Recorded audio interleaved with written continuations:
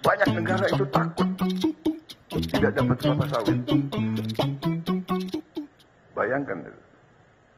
Jadi jagalah ya para bupati, gubernur, para pejabat tentara, polisi, jagalah kebun-kebun kelapa sawit kita di mana-mana. Itu aset negara. Dan saya kira ke depan kita juga harus tambah tanam kelapa sawit. Nggak usah takut. Apa itu katanya apa? Membahayakan. Ngomongin kelapa sawit, tentunya tidak lepas dari minyak sawit.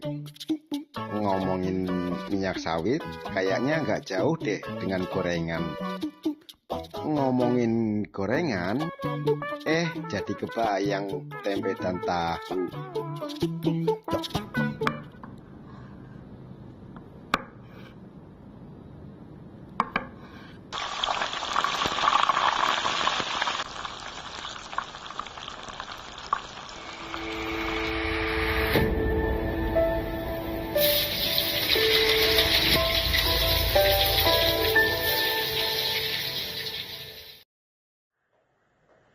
Melangkah menatap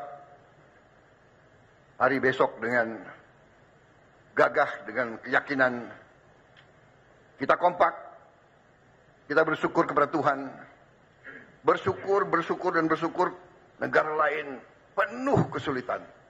Negara lain penuh ketegangan, pertikaian.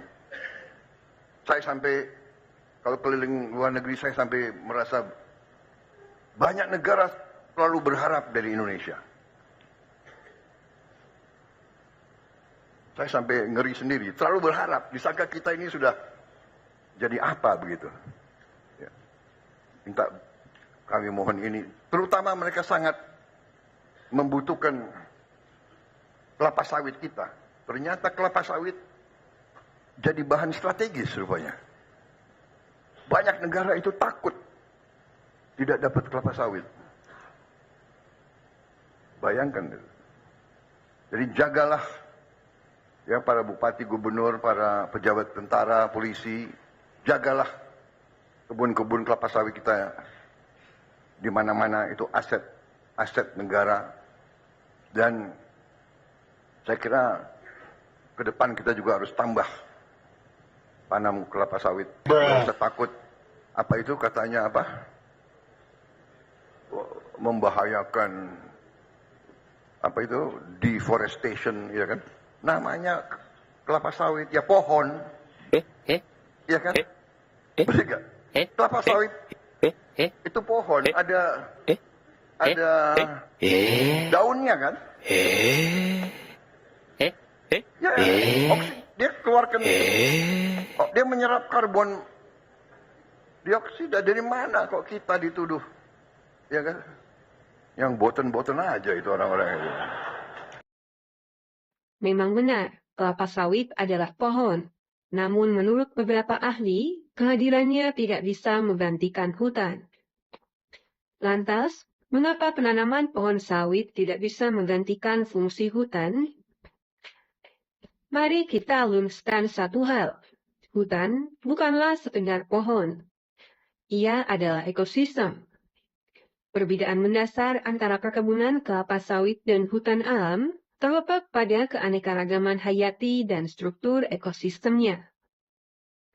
Bahkan, dalam Peraturan Menteri Lingkungan Hidup dan Kehutanan Nomor 23 Tahun 2021, sawit tidak masuk dalam kategori tanaman rehabilitasi hutan dan lahan.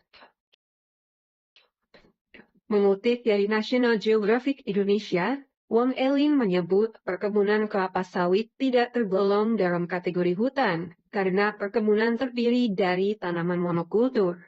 Sehingga tidak tersedia keseimbangan alami untuk menjaga kesehatan tanah dan tanaman. Dengan demikian, pembukaan lahan kelapa sawit sudah jelas merupakan bentuk deforestasi terhadap hutan-hutan alam. Menurutnya, kehadiran perkebunan kelapa sawit yang luas menyebabkan kerusakan parah pada tanah, lantaran tidak adanya varietas tanaman yang membuat jumlah spesies mikroorganisme dan bakteri baik dalam tanah lebih sedikit. Lahan sawit juga dikenal sebagai tanaman yang boros menyerap air. Berbeda dengan hutan alam yang berfungsi sebagai daerah aliran sungai dan meningkatkan kualitas air sehingga meminimalkan erosi dan menyaring polusi.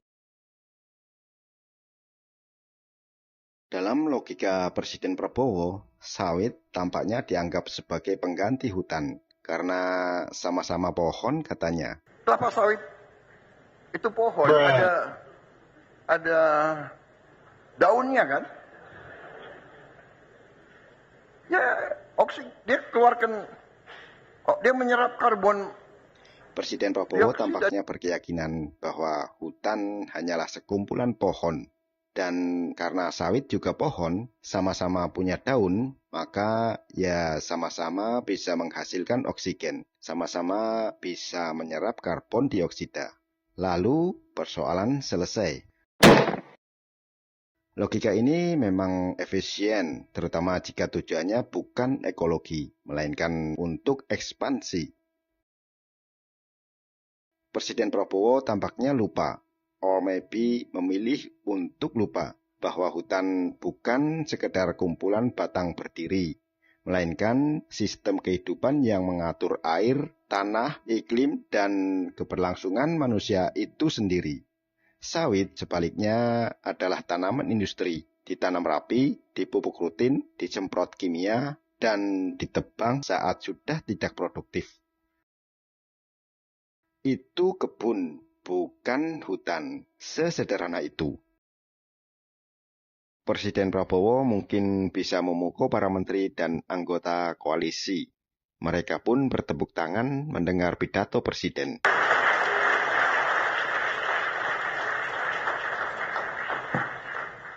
Tapi Alam tidak ikut sidang kabinet, tidak ikut koalisi. Alam punya hukumnya sendiri. Data empiris menunjukkan bahwa ekspansi sawit, khususnya di wilayah hulu daerah aliran sungai dan lahan sensitif, berkorelasi dengan peningkatan risiko banjir, degradasi tanah, dan emisi karbon. Dengan demikian, menjadikan sawit sebagai substitusi hutan bukan hanya keliru secara ilmiah, tetapi juga kontraproduktif secara kebijakan publik.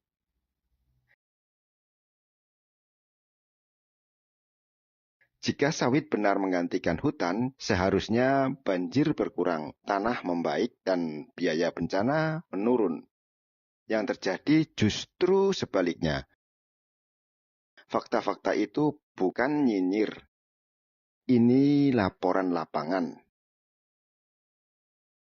Hutan itu ekosistem, sawit itu kebun industri. Yang satu mengatur air, iklim, dan kehidupan. Yang satunya lagi mengatur kas. Kas siapa ya? Entahlah. Dan juga nanti kita berharap di daerah Papua pun harus ditanam kelapa sawit supaya bisa menghasilkan juga BBM dari kelapa sawit.